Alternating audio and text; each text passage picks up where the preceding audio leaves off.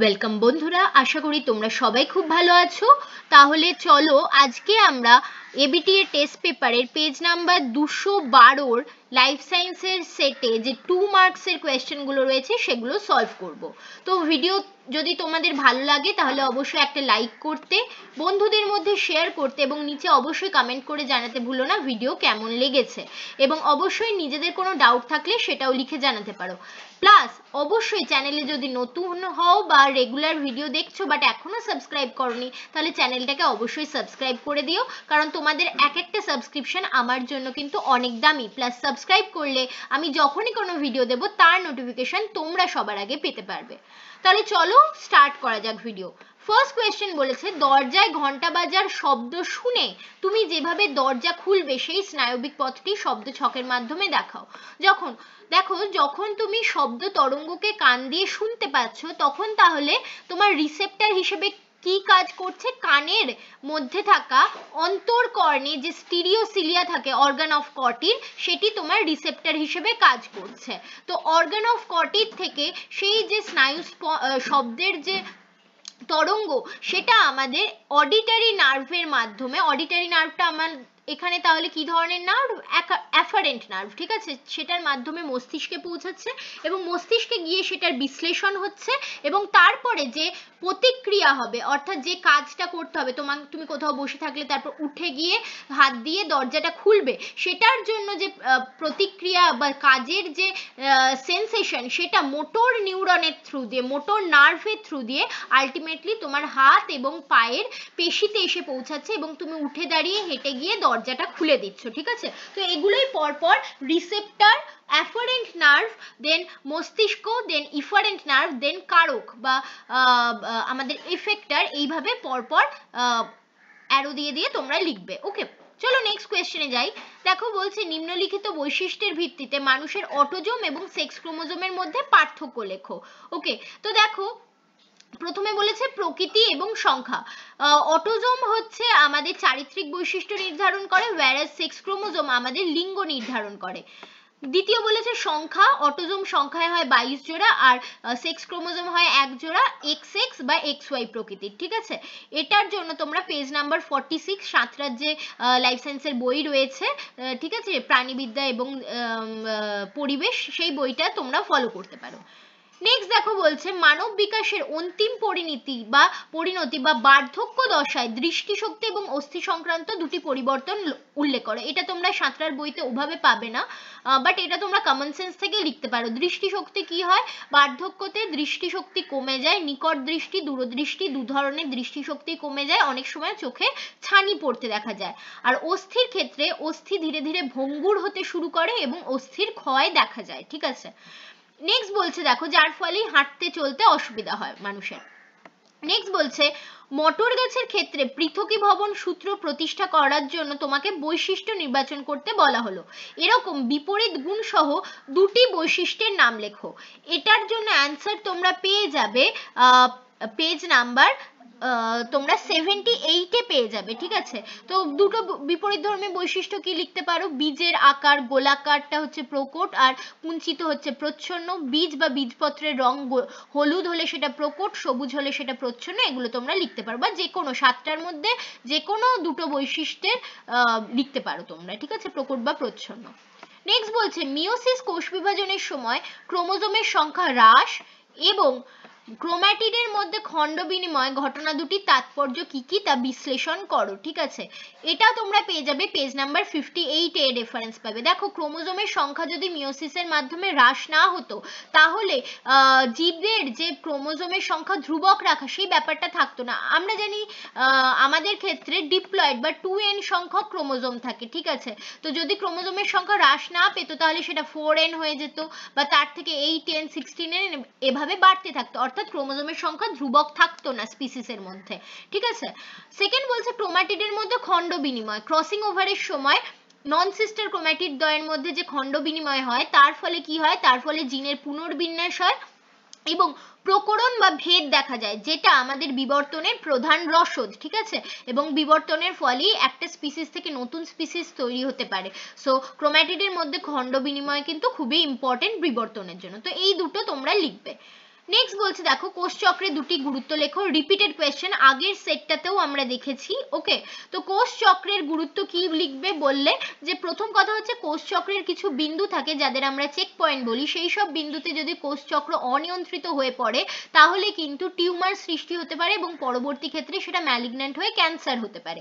Second হচ্ছে কোষ চক্রের G1 দশার মধ্যেই আরেকটি দশা দেখা যায় যেটিকে আমরা G0 দশা বলি, সেই দশায় আমাদের যে পেশিকলা কোষ, ঠিক আছে, মাসেল সেল এবং আরবিসি অর্থাৎ আমাদের লোহিত রক্তকণিকা, এরা G0 দশায় প্রবেশ করলে আর সেখান থেকে বেরোতে পারে না, ফলে তারা সেই দশাতেই G0 দশাতেই আটকে থাকে, অ্যারেস্টেড হয়ে থাকে। ঠিক আছে, তো এই G0 দশা এবং চেক পয়েন্টের গুরুত্ব তোমরা বুঝিয়ে বলতে পারো। ওকে, তো এটার অ্যান্সার তোমরা পেয়ে যাবে হচ্ছে পেজ নাম্বার 52-তে। ওকে, নেক্সট বলছে দেখো প্রদত্ত বৈশিষ্ট্যের ভিত্তিতে ডিএনএ আরএনএ এর পার্থক্য নিরূপণ করো। ডিএনএ এবং আরএনএ এর পার্থক্য যদিও তোমরা পেজ নাম্বার 48-এ পেয়ে যাবে, তবু আমি এখানে বলে দিচ্ছি।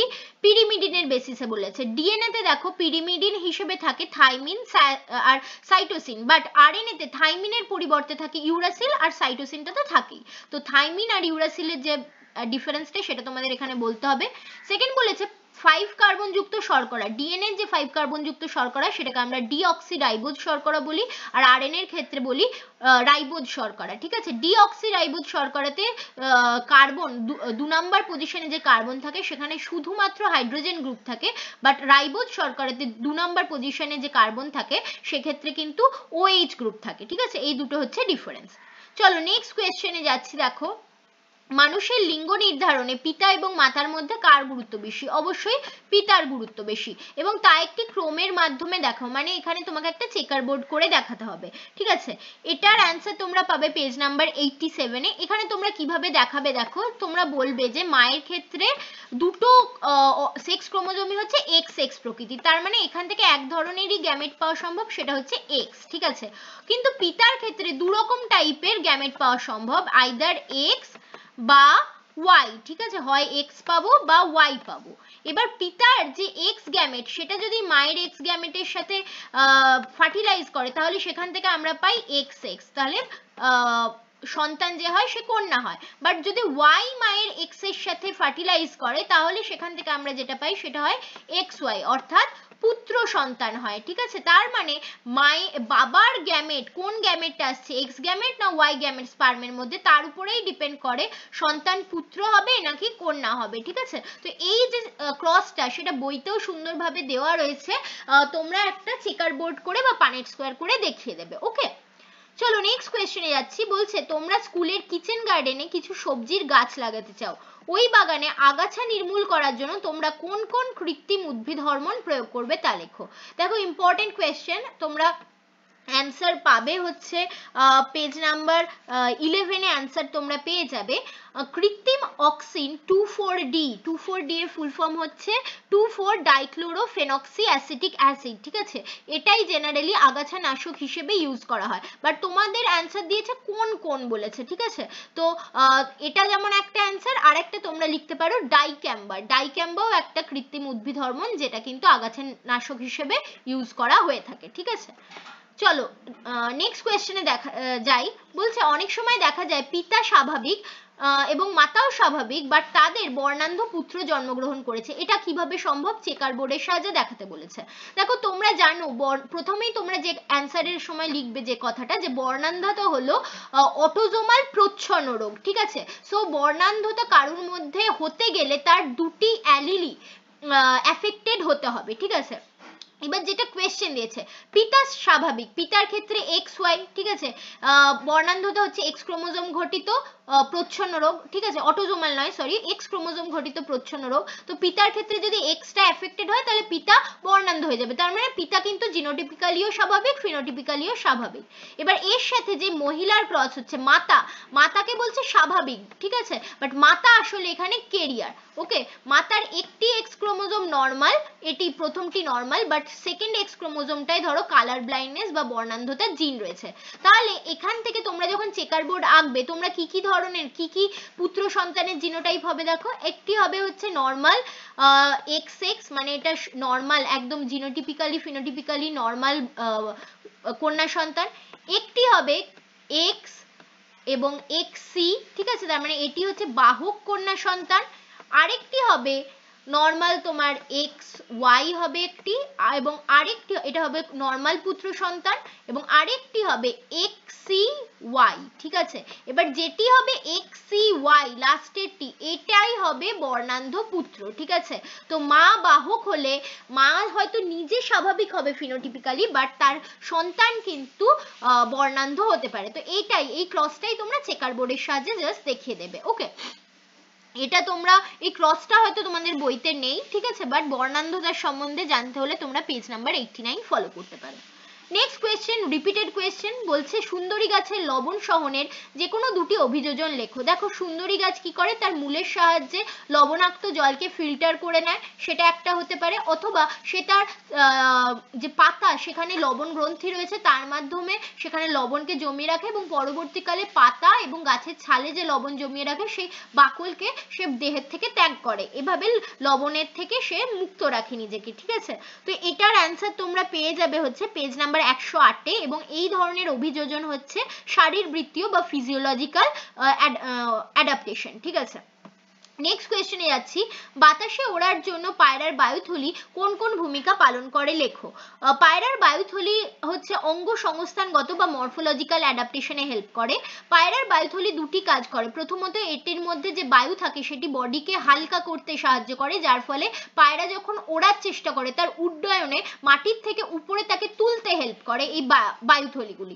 সেকেন্ড হচ্ছে এই বায়ুথলির মধ্যে যে গ্যাস থাকে সেটা হচ্ছে অক্সিজেন গ্যাস, সেই গ্যাস অক্সিজেন সাপ্লাইড হয় যখন পায়রা ওড়ে, তখন এই অক্সিজেন সে নেয় এবং তার ফলে ওড়ার সময় পায়রা সহজে ক্লান্ত হয় না। তো এই দুটি তোমরা লিখতে পারো। ওকে, এবং এটা তোমরা পেয়ে যাবে, এর জন্য তোমরা রেফার করতে পারো পেজ নাম্বার 107। নেক্সট কোয়েশ্চেন যাচ্ছি, দেখো বলছে একটি প্রজাতির অবলুপ্তি অনেক বিপর্যয় ডেকে আনতে পারে, বক্তব্যটির যৌক্তিকতা লেখো। ভেরি ভেরি ইম্পর্টেন্ট এবং খুব ভালো কোয়েশ্চেন এটা একটা। এটা তোমরা পাবে পেজ নাম্বার 126-এ, রেফার করতে পারো তোমরা, বাট তার সাথে তোমাদেরকে কিছুটা অ্যাডও করতে হবে। দেখো কোনো একটা প্রজাতি, আমরা জানি বাস্তুতন্ত্রে প্রত্যেকটা প্রজাতি প্রত্যেকটার উপরে নির্ভরশীল, ঠিক আছে, বাট কি হবে তাহলে যে কোনো একটা প্রজাতির যদি অবলুপ্তি ঘটে পুরো খাদ্য শৃঙ্খলেই তাহলে গোলমাল দেখা যাবে এবং পুরো বাস্তুতন্ত্রটাই ভেঙে পড়ার চান্স রয়েছে। যেমন একটা এক্সাম্পল আমি তোমাদেরকে বলছি, যে দেখো সুন্দরবনে যে বাঘ থাকে তারা হরিণকে খেয়ে বেঁচে থাকে, ঠিক আছে, তো আবার হরিণরা গাছকে খেয়ে বেঁচে থাকে। এবার ধরো কোনো কারণে বাঘের সংখ্যা খুব কমে গেল, তাহলে অটোমেটিক্যালি কি হবে, হরিণের সংখ্যা বেড়ে যাবে, কারণ হরিণকে আর কেউ খাচ্ছে না। এবার হরিণের সংখ্যা যদি বেড়ে যায় ইনিশিয়ালি, তাহলে তারা কি করবে, তারা প্রচুর গাছ খেয়ে নিতে থাকবে। এবার যদি অনেক হরিণ হয়ে যায়, তারা যদি সমস্ত গাছ খেয়ে ফেলে, তখন আলটিমেটলি গিয়ে কি হবে, পরবর্তীকালে হরিণরা আর খাবার না পেয়ে মরতে শুরু করবে। তাহলে দেখো বাঘের সংখ্যা হ্রাসের ফলে ইনিশিয়ালি হয়তো হরিণের সংখ্যা বাড়লো, বাট আলটিমেটলি গিয়ে গাছের সংখ্যাও কমে যাচ্ছে, হরিণের সংখ্যাও কমে যাচ্ছে, বাঘের সংখ্যাও কমে যাচ্ছে, অর্থাৎ পুরো বাস্তুতন্ত্রটাই নষ্ট হয়ে যাচ্ছে, ঠিক আছে। তো এই যে ব্যাপারটা, প্রথমে বাঘের সংখ্যা হ্রাস, বাঘ হচ্ছে এখানকার কিস্টোন স্পিসিস। কিস্টোন স্পিসিস হচ্ছে সেই ধরনের স্পিসিস যার অবলুপ্তির কারণে পুরো বাস্তুতন্ত্রটাই কিন্তু অবলুপ্ত হয়ে যেতে পারে, ঠিক আছে। তো এভাবেই আমরা বলতে পারি যে একটি প্রজাতির অবলুপ্তি কিন্তু একটি বাস্তুতন্ত্রে কিভাবে বিপর্যয় ডেকে আনতে পারে। ওকে, আশা করি বোঝাতে পেরেছি তোমাদেরকে। নেক্সট কোয়েশ্চেন যাচ্ছি, দেখো মানুষের বিভিন্ন ক্রিয়াকলাপের ফলে নাইট্রোজেন চক্র ব্যাহত হচ্ছে, এরকম দুটি ঘটনার উল্লেখ করো, ঠিক আছে। দেখো এটা রিপিটেড কোয়েশ্চেন, এর আগের সেটেও কোয়েশ্চেনটা আমরা পেয়েছি।